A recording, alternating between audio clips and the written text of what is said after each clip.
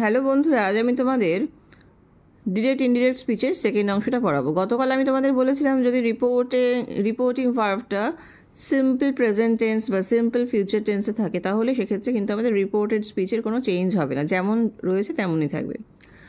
আজকে আমি তোমাদের একটু অন্য জিনিস বলবো, যেমন যদি রিপোর্টিং ভার্বটা পাস্ট টেন্সে থাকে তাহলে ইনভার্টেড কমার মধ্যে যে অংশটা আছে অর্থাৎ রিপোর্টেড স্পিচ সেটা কিন্তু চেঞ্জ হয়ে যাবে।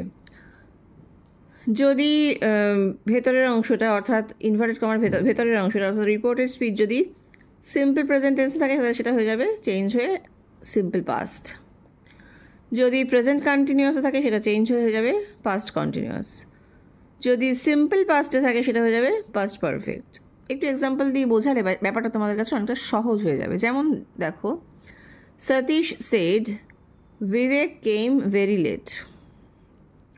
এটা ইনডাইরেক্টলি কী হবে? Satish said that Vivek had come very late.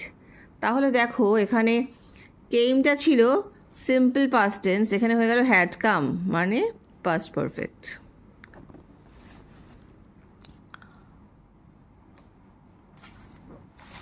আবার দেখো বলছে যে he said it may rain in the evening. তাহলে he said that it mayটা চেঞ্জ হয়ে গেল might rain in the evening. Teacher said some boys will stay back. তাহলে কি হবে এটা? Teacher said that some boys would stay back.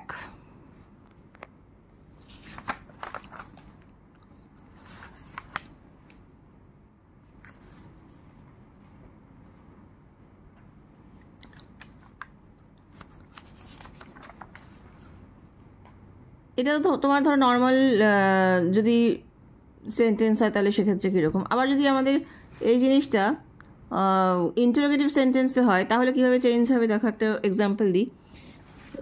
নিয়মটা মোটামুটি একই থাকবে। যেমন ধরো the poet said I have written a poem, এখানে এটা কি চেঞ্জ হবে? The poet said that he had written a poem. আচ্ছা, ইন্টারোগেটিভ সেন্টেন্স তোমাদের যেটা বললাম, ইন্টারোগেটিভ সেন্টেন্সটা একটু অন্যভাবে চেঞ্জ হবে। যেমন ধরো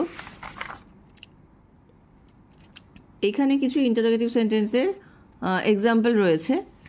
I said to him will you help me, তাহলে এখানে হবে I asked him whether he would help him. তো তোমরা যদি চাও আমি এটা তোমাদের পরবর্তী সেশনে আরও ডিটেইলে বলতে পারি।